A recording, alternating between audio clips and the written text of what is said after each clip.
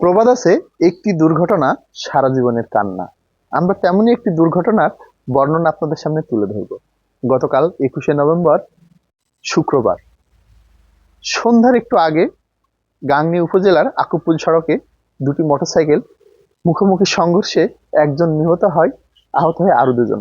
নিহত তাসিন হিদিরামপুর গ্রামের আব্দুল লতিফের ছেলে এবং তার সাথে থাকা বন্ধু রাজা ও জেহাদ এখন চিকিৎসাধীন অবস্থায় হাসপাতালে ভর্তি আছে।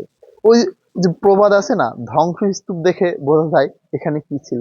আমার পিছনে আপনারা দেখেন দুইটি বাইক আছে, তাদের ধ্বংসস্তূপ দেখে আপনারা ধারণা করতে পারবেন আসলে এই বাইক দুটি কি বেপরোয়া গতিতে সড়কে চলছিল।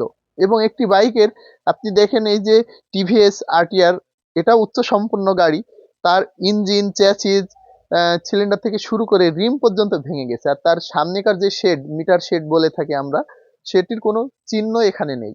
আমার ডান পাশে আর একটা বাইক আছে, এটি পালসার 150, এটাও একটি উচ্চ সম্পন্ন বাইক, এটিরও একই অবস্থা।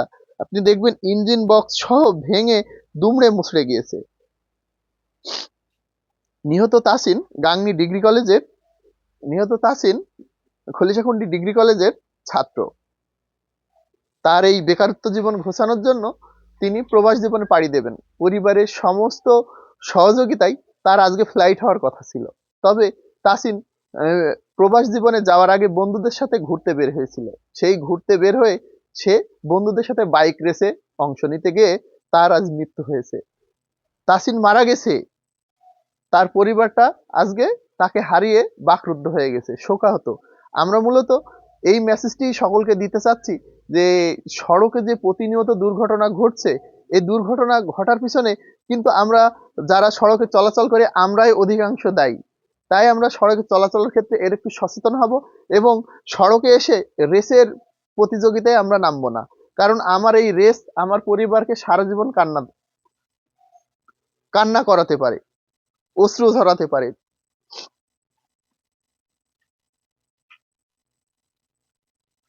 তাই আমরা জেলা প্রশাসনের কাছে অনুরোধ করব, সড়কে যে বেপরোয়া বাইকগুলো প্রতিনিয়ত চলছে তাদের প্রতি আপনাদের একটু নজরদারি বাড়াতে।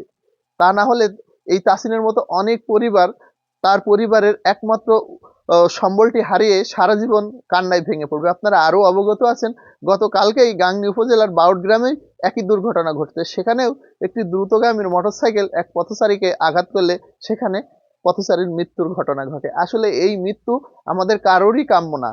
আমাদের মেহেরপুর জেলার সড়ক উন্নয়ন হয়েছে, তবে সড়কে চলাচলকারী মানুষের মানসিকতার উন্নয়ন হয়নি। আমরা সকলেই চাবো আমাদের মানসিকতার উন্নয়ন করতে, সেই সাথে নিরাপদ সড়ক হিসেবে সড়কে চলতে।